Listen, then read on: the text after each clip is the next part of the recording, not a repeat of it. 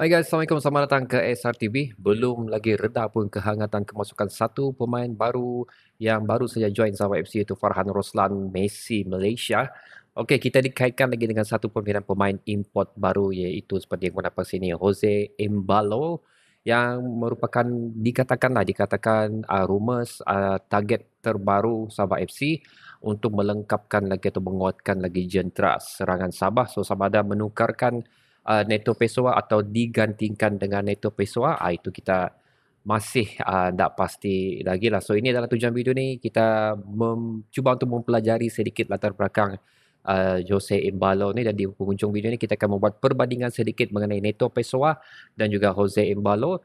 So di sana kita akan discuss di ruang komen di bawah, siapa yang kamu rasa lebih sesuai ataupun perlukah kita mendapatkan Jose Embalo ni dan mengekalkan sahaja Neto Pessoa dengan memberikan peluang dia untuk menyesuaikan diri di Liga Super bersama Sabah FC ni. So, okay guys. Sebelum tu aku ingin berkongsi dengan kamu terlebih dahulu tentang klub semasa yang ada lalat pula.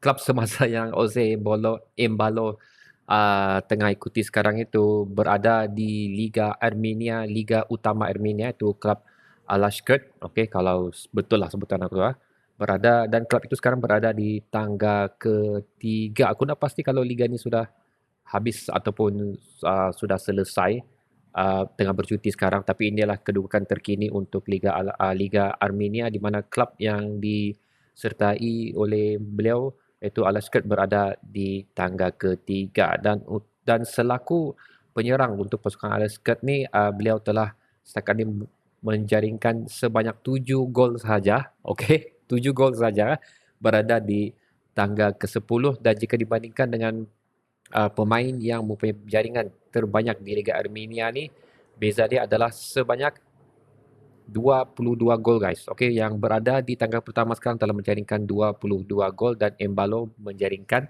sebanyak 7 gol. So satu perbezaan yang cukup besar jugalah, dan kalau kau tanya aku, keyakinan aku sebenarnya agak kurang sikit jugalah untuk mendapatkan beliau ni kalau setakat selepas 33 game yang telah berlalu di Liga Armenia ni, tapi beliau hanya berjaya menjaringkan 7 gol sahaja. So ini adalah sedikit biodata ataupun latar belakang mengenai Jose Embalo ni.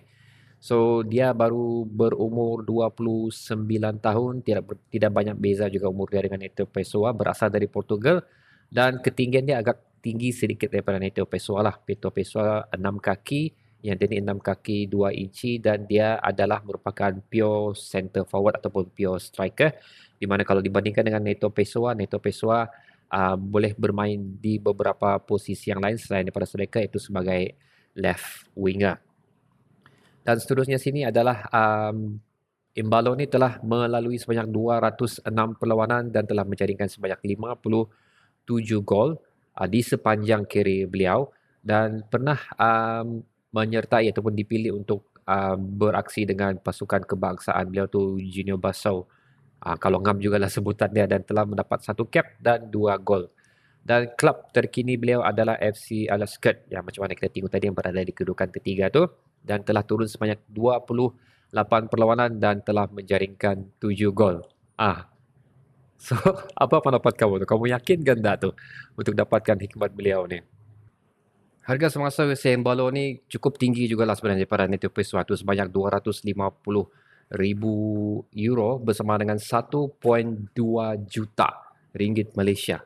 So, sanggupkah Sabah FC berbelanja begitu banyak untuk mendapatkan Jose Embalo yang prestasinya sekarang ni uh, berdasarkan dia punya appearance dan juga jaringan dia lah, bagi aku kurang meyakinkan sebenarnya. So kalau kita masukkan Jose Embolo untuk mendapatkan satu jenis permainan yang sama seperti Neto Pessoa, sebenarnya adalah merupakan satu perbelanjaan yang rugi, di mana sepatutnya kita boleh membelanjakan lagi untuk mungkin mendapatkan pemain tempatan yang lebih meyakinkan setakat yang tengah beraksi di Liga Super tahun 2022 ni lah guys. So ini pun Persebaya pun telah menyatakan minat mereka dahulu untuk mendapatkan pemain import Jose Embalo ni, tapi mereka terpaksa batalkan niat mereka kerana harga yang begitu tinggi membuatkan mereka tidak ingin berbelanja sebegitu banyak sebenarnya. Dan ini adalah perbezaan, okey sekejap, ini adalah perbezaan Yang aku janjikan aku ingin share dengan kamu tu di antara kedua pemain ni, di mana Neto Pessoa sepanjang karier beliau tidak termasuk gol yang